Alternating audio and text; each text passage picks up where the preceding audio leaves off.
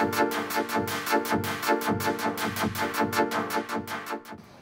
and Vanguard is set in the atmospheric grid of a seaside town called Burl, and narrated by Julie Page, a writer who, when we're introduced, suffers from a suffocating lack of artistic inspiration.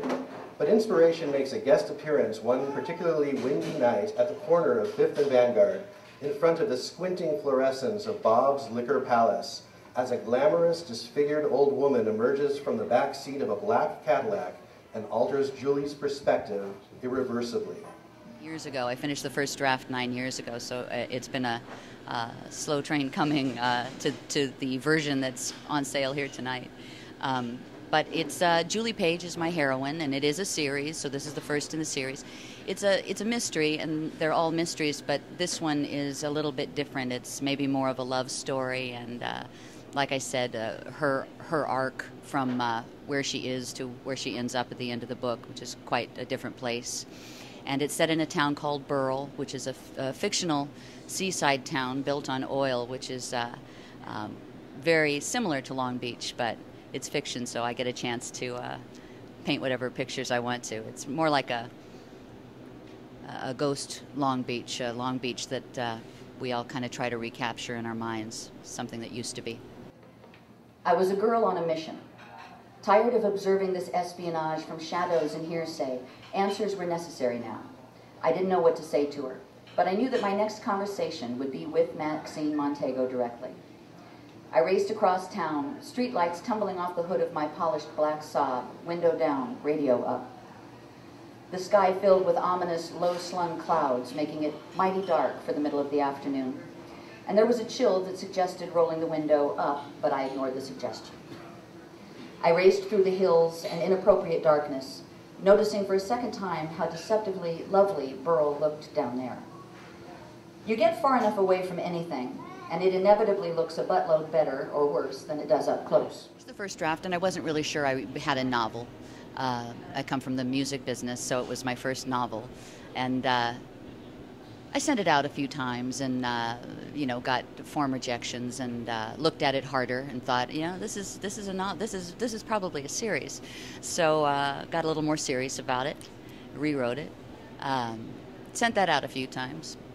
The rejections got a little bit nicer, but they were still rejections.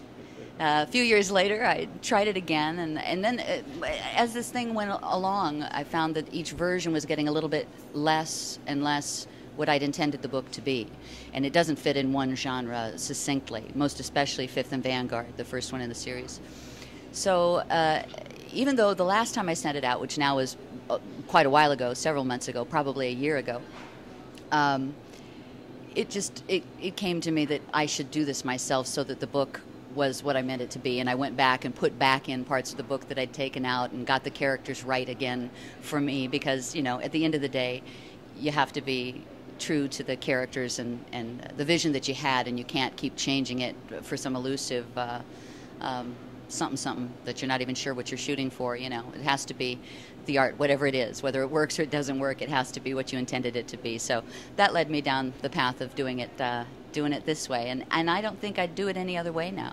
I wouldn't mind getting a little better distribution, so I'm open to that next time around. But as far as doing it this way, it's been kind of thrilling. I kind of like that guerrilla art thing, so I'm all for it, doing it like we did it. So I'm perched atop the hood of one of the used cars in Munson's lot, talking into a small tape recorder and staring at the intersecting signs across the street. That's the corner, Fifth and Vanguard. That's the liquor store I was standing in front of a couple of months ago, thinking how stupid it was for a girl to be out so late. For anybody, really. But I couldn't sleep that night, so I took a walk. The biography I'm compiling now will be the first thing I've written in almost 3 years, a combination of self-loathing and sobriety having frightened away my muse. Seems she was tied up with a drug habit of mine, and once I conquered it, I lost her as well. That's the way I've rationalized it anyway. But sometimes, second chances are issued without solicitation and without being earned. Circumstances can turn on a dime, which is what happened to me in front of that liquor store on that corner. That night, as I had for several nights, I'd taken a walk in pursuit of something nameless that wouldn't let me sleep. And whatever it was, I was ready to confront it, somewhere on the concrete streets of Burl, my hometown.